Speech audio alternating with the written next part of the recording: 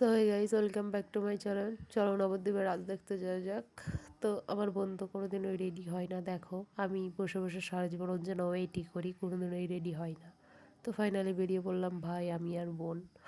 তো দেখো যাচ্ছি, সামনে দেখো কত সুন্দর লাগছে।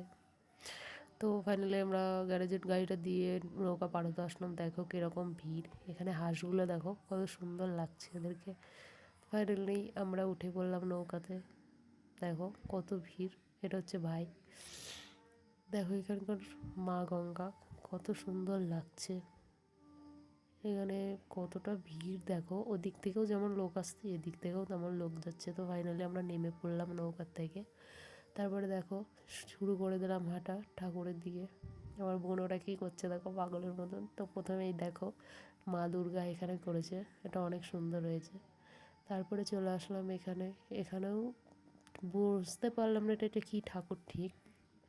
তারপরে দেখো এখানে একটা প্যান্ডেল করেছে কত সুন্দর, এখানে করেছে নৈহাটির বড় মা, সুন্দর লাগছে বেশ। এখানে শ্রীকৃষ্ণ করেছে। তারপরে এখানে আবার একটা কালী ঠাকুর করেছে, এটা অবশ্য ঠাকুরের ওখানেই।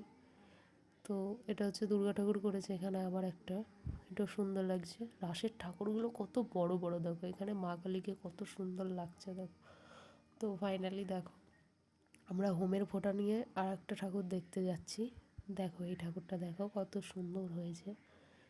যে কটা ঠাকুর দেখলাম সত্যি অনেক সুন্দর, মা মানেই সুন্দর। এখানেও মা কালীটা অনেক বড় করেছে, ফোনে আমি আনতেই পারছিলাম না।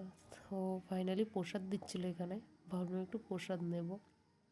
তো প্রচণ্ড ভিড় ছিল, যাওয়ার সময় তোমাদেরকে দেখাচ্ছি, এটা ঠাকুরটাকে দেখে নাও। তো ফাইনালি দেখো এখানে কত ভিড়, মানুষ পুরো মারামারি বাঁধিয়ে দিয়েছে প্রসাদের জন্য।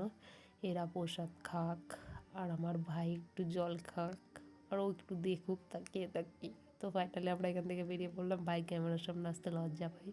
বাড়ি যাওয়া যাক চলো। তো চলে আসলাম আবার নৌকা পাড়াতে। যাওয়ার সময় অবশ্য যতটা ভিড় ছিল আসার সময় ততটা ভিড় না, তাই ভেবে আমি নৌকার কাছে যেই গেলাম তখন দেখো কীরকম ভিড় হয়ে গেল।